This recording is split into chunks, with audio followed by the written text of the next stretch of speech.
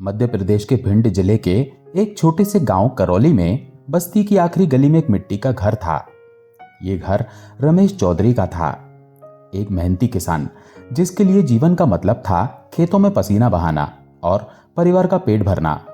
करौली गांव में हरियाली थी, खेतों में गेहूं और सरसों की लहरें थी और हवाएं सुबह शाम एक शांत संगीत बुनती थी। लेकिन इस सादगी के पीछे छिपा था एक कठिन जीवन, जहां बारिश की कमी या फसल की बर्बादी किसी भी परिवार को एक झटके में तोड़ सकती थी। रमेश की पत्नी सरिता एक गृहिणी थी जो अपने छोटे से घर को स्वर्ग से कम नहीं मानती थी। उनकी इकलौती बेटी राधा 12 साल की थी। राधा गांव की पाठशाला में पढ़ती थी और उसकी हंसी घर में रोशनी की तरह फैलती थी। रमेश को राधा पर गर्व था। वो न केवल पढ़ाई में तेज थी बल्कि गांव के छोटे से हनुमान मंदिर में होने वाली भक्ति सभाओं में भी बढ़ चढ़कर हिस्सा लेती थी। हर मंगलवार को वो अपने पिता के साथ मंदिर जाती और हनुमान चालीसा का पाठ करती। उसकी मासूम आवाज में संकट मोचन हनुमान की जय सुनकर गांव वाले कहते, ये लड़की एक दिन कुछ बड़ा करेगी। लेकिन नियति को शायद कुछ और ही मंजूर था। एक सर्द सुबह जब रमेश खेतों से लौटा तो उसने देखा कि राधा बिस्तर पर पड़ी कांप रही थी। उसका चेहरा पीला पड़ गया था और उसकी आंखों में वो चमक गायब थी। सरिता ने उसे गर्म कपड़ा ओढ़ाया और गांव के वैद्य को बुलाया। वैद्य ने कुछ जड़ी बूटियां दी और कहा, यह सर्दी का बुखार है, 2-4 दिन में ठीक हो जाएगा। लेकिन दिन बीतते गए और राधा की हालत बिगड़ती चली गई। वो खाना नहीं खा पा रही थी, उसका शरीर कमजोर होता जा रहा था और उसकी हंसी अब केवल एक धुंधली याद बनकर रह गई थी। रमेश और सरिता का दिल डर से कांपने लगा। गांव के छोटे से स्वास्थ्य केंद्र में कोई जवाब नहीं मिला तो रमेश ने राधा को भिंड के एक बड़े अस्पताल में ले जाने का फैसला किया। भिंड का अस्पताल रमेश के लिए एक नई दुनिया था। वहां की भीड़, मशीनों की आवाज और डॉक्टरों की गंभीर बातें उसे बेचैन कर रही थी। कई जांचों के बाद एक बुजुर्ग डॉक्टर ने रमेश को अपने कैबिन में बुलाया। उसकी आवाज में एक अजीब सा ठहराव था। रमेश जी, आपकी बेटी को रक्त कैंसर है, डॉक्टर ने कहा। यह एक गंभीर बीमारी है, इलाज संभव है, लेकिन इसके लिए लंबा समय और बहुत सारा पैसा चाहिए, कम से कम 10-15 लाख रुपए, और फिर भी पूरी गारंटी नहीं। रमेश के पैरों तले जमीन खिसक गई। 10-15 लाख, वो तो अपने पूरे जीवन में इतना पैसा नहीं देख पाया था। उसकी सारी जमा पूंजी जो कुछ हजार रुपए थी, वो पहले ही राधा की जांचों में खर्च हो चुकी थी। उसने डॉक्टर से गिड़गिड़ाया, साहब कुछ कीजिए, मेरी बेटी मेरी जिंदगी है। डॉक्टर ने सहानुभूति से उसकी ओर देखा, लेकिन उनके पास कोई जवाब नहीं था। डॉक्टर ने कहा, आपको राधा को दिल्ली या मुंबई के किसी बड़े अस्पताल में ले जाना होगा, यहां हमारे पास इतने संसाधन नहीं है।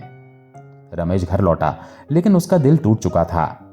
सरिता रात रात भर रोती और रमेश चुपचाप आंगन में बैठकर आसमान को ताकता। वो सोचता, क्या मेरी बेटी को बचाने का कोई रास्ता नहीं? उसकी आंखों में आंसू थे, लेकिन वो हार मानने को तैयार नहीं था। एक रात जब रमेश निराशा के गहरे सागर में डूबा हुआ था, गांव के बुजुर्ग पंडित रामदास उसके घर आए। रामदास करौली के हनुमान मंदिर के पुजारी थे।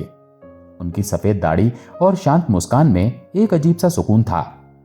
वो रमेश के पास बैठे और धीरे से बोले, रमेश, मैं तुम्हारी पीड़ा समझता हूं, लेकिन हार मत मानो। क्या तुमने दंदरौआ धाम के डॉक्टर हनुमान के बारे में सुना है? रमेश ने दंदरौआ धाम का नाम तो सुना था, लेकिन उसने इसे गांव की कहानियों का हिस्सा समझा था। दंदरौआ धाम भिंड जिले के मेहगांव तहसील में स्थित एक प्राचीन मंदिर था, जहां हनुमान जी को डॉक्टर हनुमान के रूप में पूजा जाता था। कहते हैं कि यहां की भभूति और हनुमान जी की कृपा से असाध्य रोग भी ठीक हो जाते हैं। गांव में कुछ लोग दावा करते थे कि उनकी बीमारियां दंदरौआ धाम की भभूति से ठीक हुई थी, लेकिन रमेश को यह सब अंधविश्वास लगता था। पंडित जी, क्या यह सच है? रमेश ने संदेह भरे स्वर में पूछा।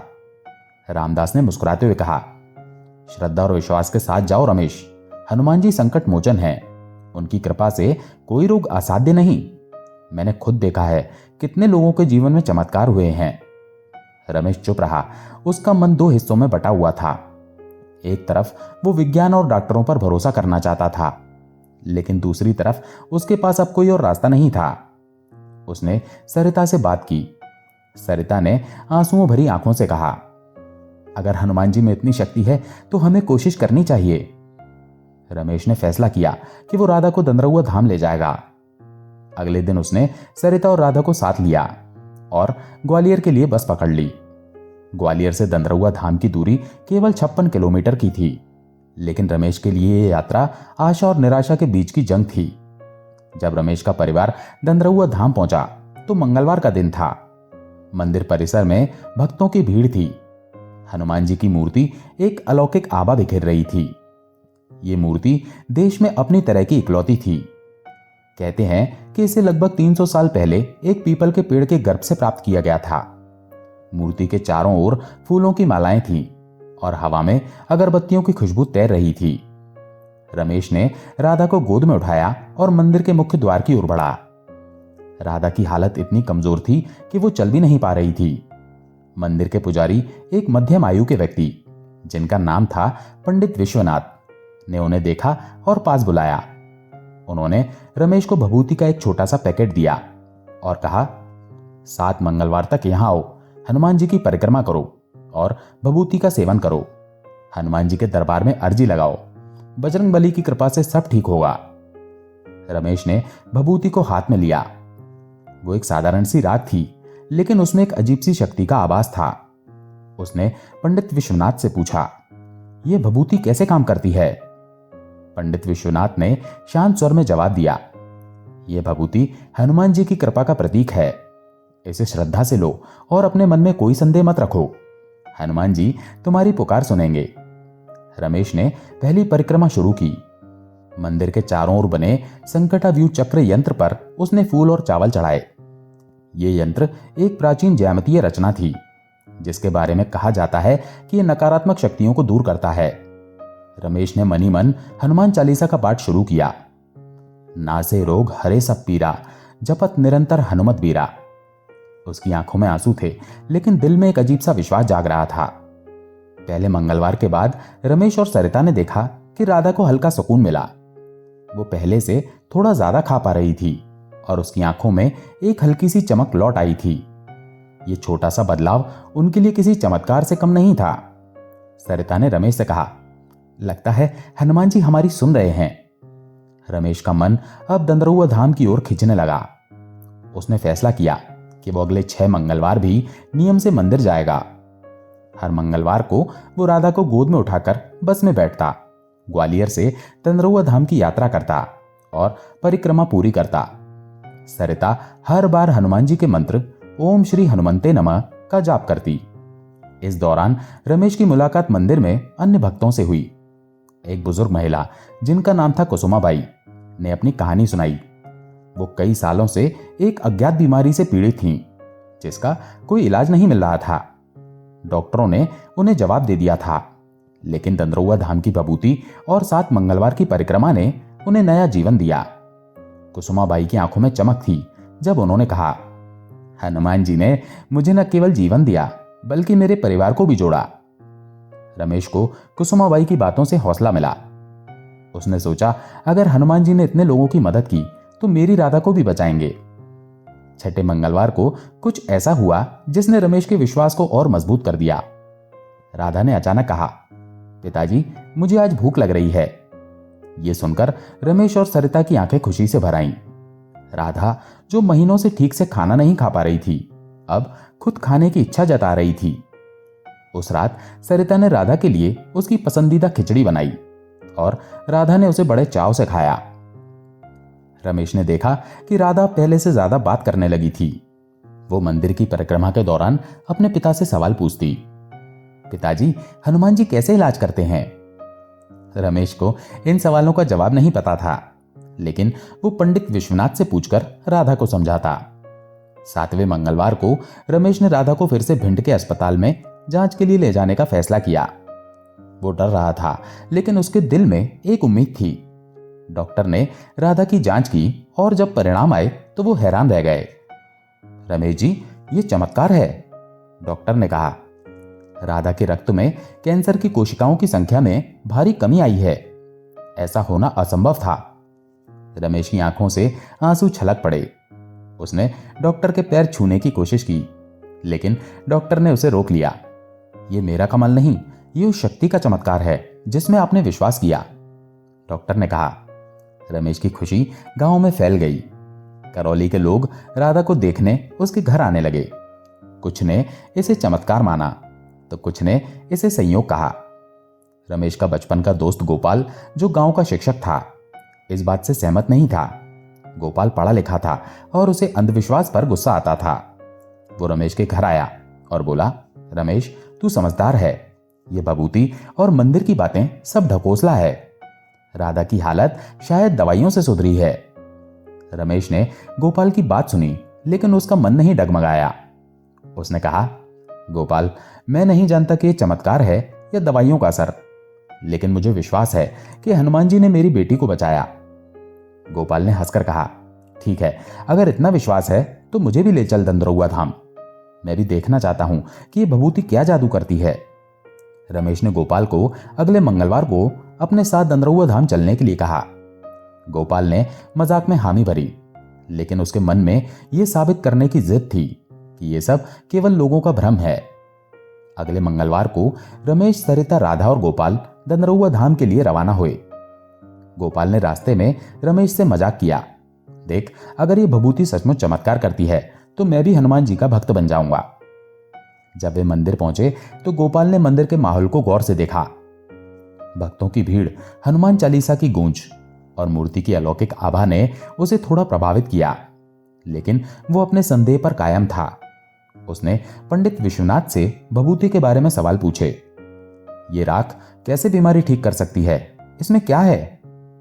पंडित विश्वनाथ ने शांत स्वर में जवाब दिया, गोपाल जी, ये राख नहीं, श्रद्धा का प्रतीक है।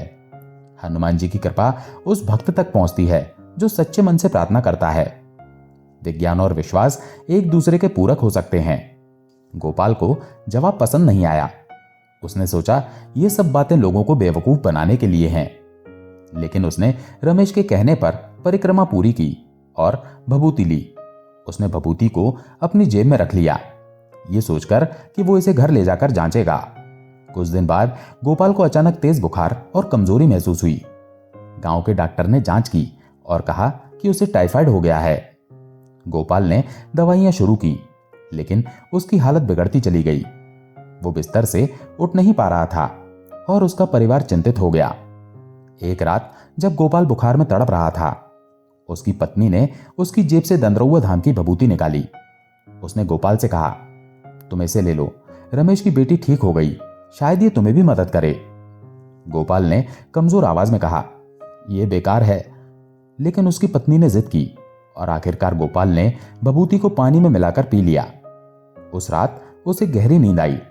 ऐसा कई दिनों बाद हुआ था। अगले दिन उसका बुखार कम हो गया और वो थोड़ा बेहतर महसूस करने लगा। डॉक्टर ने दोबारा जांच की और हैरानी से कहा, गोपाल, तुम्हारी हालत में अचानक सुधार कैसे हुआ? यह सामान्य है। गोपाल चुप रहा। उसके मन में सवाल उठ रहे थे। क्या यह भभूति का असर था या दवाइयों ने देर से काम किया? उसने रमेश से बात की और अपनी कहानी बताई। रमेश ने मुस्कुराकर कहा, गोपाल, हनुमान जी का चमत्कार तर्क से परे है, बस उन पर विश्वास कर। गोपाल ने उस दिन से दंदरौआ धाम में जाना शुरू किया। वो अब भी विज्ञान पर विश्वास करता था, लेकिन साथ ही उसने हनुमान जी की शक्ति को भी स्वीकार कर लिया था। दंदरौआ धाम की कहानी केवल एक मंदिर की नहीं, बल्कि श्रद्धा और चमत्कारों की सैकड़ों साल पुरानी परंपरा की है। कहते हैं कि लगभग 300 साल पहले मैगांव के एक गांव में एक पीपल का पेड़ था, जिसके नीचे गांव वाले पूजा करते थे। एक दिन एक साधु ने गांव वालों को बताया कि इस पेड़ के गर्भ में एक चमत्कारी मूर्ति है। गांव वालों ने पेड़ की जड़ें खोदी और वहां से हनुमान जी की नृत्य मुद्रा वाली मूर्ति मिली। ये मूर्ति गोपी वेश में थी, जो इसे देश में अद्वितीय बनाती थी। मूर्ति की स्थापना के बाद गांव में चमत्कार होने लगे, बीमार ठीक होने लगे और दंदरौआ धाम का नाम दूर दूर तक फैल गया। मंदिर के पुजारियों ने भभूति की परंपरा शुरू की, जो हनुमान जी की कृपा का प्रतीक थी।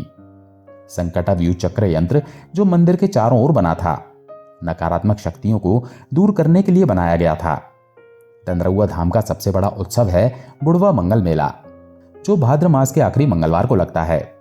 इस मेले में लाखों भक्त इकट्ठे होते हैं और मंदिर रंग बिरंगे झंडों, फूलों और दीपों से सजा होता है। मंदिर में भक्त अपनी मनोकामनाएं पूरी होने की कहानियां सुनाते हैं और हनुमान चालीसा की गूंज चारों ओर फैलती है। राधा अब पूरी तरह स्वस्थ थी। उसकी हंसी फिर से घर में गूंजने लगी थी और वो गांव की पाठशाला में अपनी कक्षा में अव्वल आती थी। लेकिन राधा के मन में एक नई आग थी। वो दंदरउआ धाम के गुरुकुल में शामिल हो गई, जहां वो वेद, पुराण और हनुमान चालीसा का अध्ययन करने लगी। गुरुकुल के आचार्य पंडित श्यामदास राधा की लगन से प्रभावित थे। राधा ने अपने पिता से कहा, पिताजी, मैं हनुमान जी की भक्ति को दुनिया में फैलाना चाहती हूं। मैं चाहती हूं कि हर बीमार व्यक्ति को दंदरउआ धाम की शक्ति के बारे में पता चले। रमेश ने अपनी बेटी की बात सुनी और गर्व से उसका माथा चूमा। उसने कहा, राधा, तुम्हें हनुमान जी ने चुना है। तुम जो चाहती हो वो करो। राधा ने गुरुकुल में एक छोटा सा समूह बनाया, जो गांव-गांव जाकर दंदरउआ धाम की महिमा का प्रचार करता था। वो बच्चों को हनुमान चालीसा सिखाती और बीमार लोगों को भभूति देती। उसकी मासूम आवाज और सच्ची भक्ति ने कई लोगों के दिल को छू लिया। राधा की सेहत में सुधार और गोपाल के परिवर्तन के बाद करौली गांव में एक नई आशा जागी थी। रमेश ने अपनी खेती में फिर से मेहनत शुरू की और उसकी फसलें अच्छी होने लगीं। लेकिन नियति ने फिर से गांव की परीक्षा लेने का फैसला किया। उस साल बारिश नहीं हुई, खेत सूखने लगे और गांव में पानी की कमी हो गई। गांव वाले चिंतित थे, अगर बारिश नहीं हुई तो फसल बर्बाद हो जाएगी और गांव में अकाल पड़ सकता है। रमेश ने गांव वालों को एकजुट किया और कहा, हमें हनुमान जी पर भरोसा रखना होगा। दंदरउआ धाम ने मेरी बेटी को बचाया, वो हमारे गांव को भी बचाएंगे। कुछ गांव वालों ने रमेश की बात मानी, लेकिन कुछ ने कहा, यह सूखा प्रकृति का प्रकोप है, भभूति से बारिश नहीं आएगी। गोपाल, जो अब हनुमान जी का भक्त बन चुका था, ने गांव वालों को समझाया, हमें विश्वास और मेहनत दोनों चाहिए। हम नहर से पानी लाने की कोशिश करेंगे और साथ ही दंदरउआ धाम में प्रार्थना करेंगे। रमेश और गोपाल ने गांव वालों के साथ मिलकर एक योजना बनाई। वे दंदरउआ धाम में एक विशेष हवन और हनुमान चालीसा का पाठ करेंगे। राधा ने अपने गुरुकुल के समूह को इस आयोजन में शामिल किया। उस गांव के बच्चों को हनुमान जी के भजन सिखाए और गांव की महिलाओं ने मंदिर के लिए फूलों की मालाएं बनाई। हवन का दिन आया। दंदरउआ धाम में गांव वाले एकत्र हुए। पंडित विश्वनाथ ने हवन की अग्नि प्रज्वलित की और हनुमान चालीसा की गूंज मंदिर परिसर में फैल गई। राधा अपने समूह के साथ भजन गा रही थी और उसकी आवाज में एक ऐसी शक्ति थी कि भक्त मंत्रमुग्ध हो गए। हवन के बीच में आसमान में बादल छाने लगे। गांव वालों ने आश्चर्य से ऊपर देखा। कुछ ही देर में हल्की हल्की बूंदें गिरने लगी। पहले तो ये एक हल्की बारिश थी, लेकिन जल्दी ही तेज बारिश शुरू हो गई। भक्त खुशी से नाचने लगे। रमेश और सरिता ने राधा को गले लगाया और गोपाल ने आंखें बंद करके हनुमान जी को धन्यवाद दिया। पंडित विश्वनाथ ने कहा, यह हनुमान जी की कृपा है, आप सबके विश्वास ने यह चमत्कार किया। बारिश कई घंटों तक चली और गांव के खेत फिर से हरे भरे हो गए। नहर में पानी बहने लगा और गांव में अकाल का खतरा टल गया। गांव वालों ने इसे दंदरउआ धाम का सबसे बड़ा चमत्कार माना। हवन के बाद रमेश ने पंडित विश्वनाथ से उनकी कहानी पूछी। विश्वनाथ ने मुस्कुराते हुए बताया कि वो भी कभी संदेही थे। मैं ग्वालियर में एक स्कूल में पढ़ाता था। उन्होंने कहा, मुझे मंदिरों और भभूति पर विश्वास नहीं था, लेकिन मेरी पत्नी को एक गंभीर बीमारी हो गई थी। डॉक्टरों ने जवाब दे दिया था। विश्वनाथ ने बताया कि उनकी पत्नी ने दंदरउआ धाम की भभूति और 7 मंगलवार की परिक्रमा की थी। वो पूरी तरह ठीक हो गई। उन्होंने कहा, उसके बाद मैंने अपना जीवन हनुमान जी को समर्पित कर दिया। मैंने इस मंदिर में सेवा शुरू की और तब से मैंने अनगिनत चमत्कार देखे हैं। रमेश ने विश्वनाथ की बात सुनी और महसूस किया कि दंदरउआ धाम की शक्ति हर भक्त की कहानी में छिपी है। बुढ़वा मंगल मेले के दौरान दंदरउआ धाम में एक अनोखा मेहमान आया। उसका नाम था जॉन और वो एक अमेरिकी पत्रकार था। जॉन भारत की आध्यात्मिक परंपराओं पर एक किताब लिख रहा था। उसे दंदरउआ धाम के चमत्कारों के बारे में पता चला और वो इसे अपनी आंखों से देखना चाहता था। जॉन ने मंदिर में रमेश और राधा से मुलाकात की उसने राधा की कहानी सुनी और हैरान रह गया। उसने कहा, मैंने कई देशों में आध्यात्मिक स्थानों को देखा है, लेकिन यहाँ की श्रद्धा और विश्वास कुछ और ही है। राधा ने जॉन को भभूति दी और कहा, यह केवल राख नहीं है, यह हनुमान जी की कृपा है। इसे अपने साथ ले जाओ और जब भी तुम्हें जरूरत हो इसका इस्तेमाल करना। जॉन ने भभूति ली और मेले में भक्तों की कहानियां सुनी। उसने अपनी किताब में दंदरउआ धाम को एक विशेष अध्याय दिया और उसकी किताब पूरी दुनिया में मशहूर हुई। जॉन ने बाद में रमेश को एक पत्र लिखा जिसमें उसने बताया कि भभूति ने उसके एक दोस्त की बीमारी को ठीक करने में मदद की थी। राधा की सेहत, गांव की बारिश और जॉन की कहानी के बाद रमेश ने एक सपना देखा। वो चाहता था कि करौली में भी एक हनुमान मंदिर बने जो दंदरउआ धाम की शक्ति का प्रतीक हो। उसने गांव वालों से बात की और सभी ने उसका साथ दिया। रमेश ने अपनी जमीन का एक हिस्सा दान किया और गोपाल ने स्कूल के बच्चों को मंदिर के लिए चंदा इकट्ठा करने में मदद की। राधा ने अपने गुरुकुल के समूह के साथ मंदिर के डिजाइन में योगदान दिया। पंडित विश्वनाथ ने मंदिर की नींव पूजा की और दंदरउआ धाम से भभूति लाकर मंदिर में रखी गई। मंदिर बनने में 1 साल लगा। जब यह पूरा हुआ तो गांव में एक बड़ा उत्सव हुआ। राधा ने मंदिर में पहला हनुमान चालीसा पाठ किया और गांव वाले खुशी से झूम उठे। मंदिर में एक छोटी सी हनुमान मूर्ति स्थापित की गई जो दंदरउआ धाम की मूर्ति की तरह नृत्य मुद्रा में थी। अगले बुढ़वा मंगल मेले में करौली गांव के सभी लोग दंदरउआ धाम गए। ये मेला पहले से भी बड़ा था। लाखों भक्त मंदिर में इकट्ठा हुए और हनुमान चालीसा की गूंज आसमान तक पहुंच रही थी। राधा ने अपने गुरुकुल के समूह के साथ एक भक्ति सभा का आयोजन किया जिसमें उसने गांव के चमत्कार की कहानी सुनाई। मेले के अंतिम दिन एक और चमत्कार हुआ। एक भक्त जिसका नाम था रमाकांत मंदिर में बेहोश होकर गिर पड़ा। वो कई सालों से हृदय रोग से पीड़ित था। डॉक्टरों ने उसे जवाब दे दिया था। पंडित विश्वनाथ ने तुरंत भभूति लाकर रमाकांत को दी और भक्तों ने हनुमान चालीसा का पाठ शुरू किया। कुछ ही मिनटों में रमाकांत की सांसें सामान्य हो गईं और वो होश में आ गया। भक्तों ने इसे हनुमान जी का आशीर्वाद माना। रमाकांत ने मंदिर में खड़े होकर अपनी कहानी सुनाई और उसकी आंखों में आंसू थे। उसने कहा, मुझे नया जीवन मिला है। दंदरउआ धाम की शक्ति को कोई नहीं समझ सकता। दंदरउआ धाम आज भी लाखों भक्तों के लिए आशा का केंद्र है। यहाँ की भभूति, हनुमान जी की नृत्य मुद्रा वाली मूर्ति और संकटाव्यूह चक्र यंत्र हर भक्त के लिए एक चमत्कार का प्रतीक है। रमेश, राधा, गोपाल और करौली गांव की कहानी उन अनगिनत कहानियों में से एक है जो दंदरउआ धाम की महिमा को बयान करती है। राधा अब एक युवा भक्त बन चुकी थी जो दंदरउआ धाम की शक्ति को देश विदेश में फैला रही थी।